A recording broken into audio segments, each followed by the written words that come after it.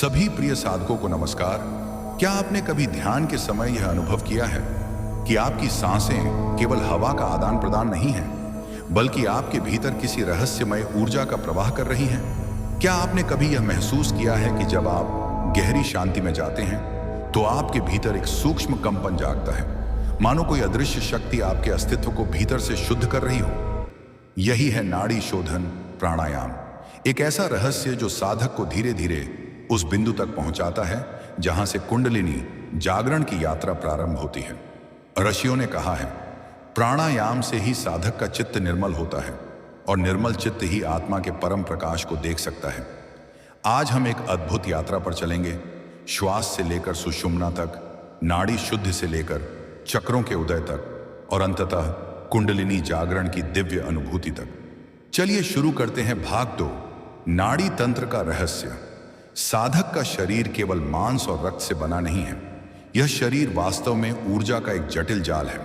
जिस प्रकार कोई नगर अपनी गलियों, सड़कों और राजमार्गों से जुड़ा होता है, उसी प्रकार हमारे भीतर भी ऊर्जा की नाड़ियां, चैनल्स, बारीक नेटवर्क की तरह फैली हुई हैं। ऋषियों ने इन ऊर्जा मार्गों को नाड़ी कहा।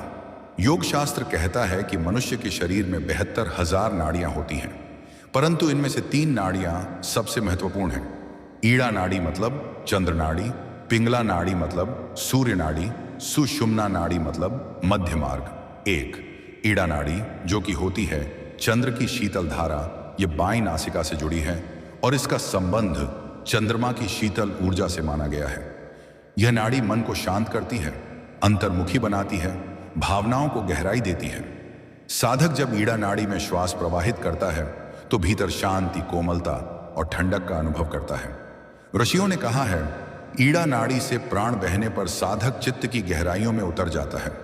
2 पिंगला नाड़ी जो कि होती है सूर्य की ऊष्मा धारा, यह दाईं नासिका से जुड़ी है।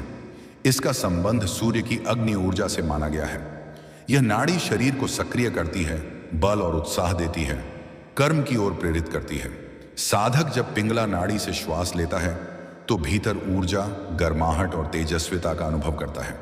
3 सुषुम्ना नाड़ी जो कि होता ही दिव्य मध्य मार्ग, यह रीढ़ की हड्डी, मेरुदंड के मध्य स्थित है। जब ईड़ा और पिंगला का संतुलन होता है तभी यह सक्रिय होती है। यही वह मार्ग है जिसके भीतर से कुंडलिनी शक्ति जागकर ऊपर की ओर बढ़ती है। इसे ही योगी मोक्ष मार्ग कहते हैं। पूरी वीडियो देखने के लिए वीडियो में दिए गए लिंक पर क्लिक करें। हर हर महादेव। कृपया कमेंट में हर हर महादेव जरूर लिखें।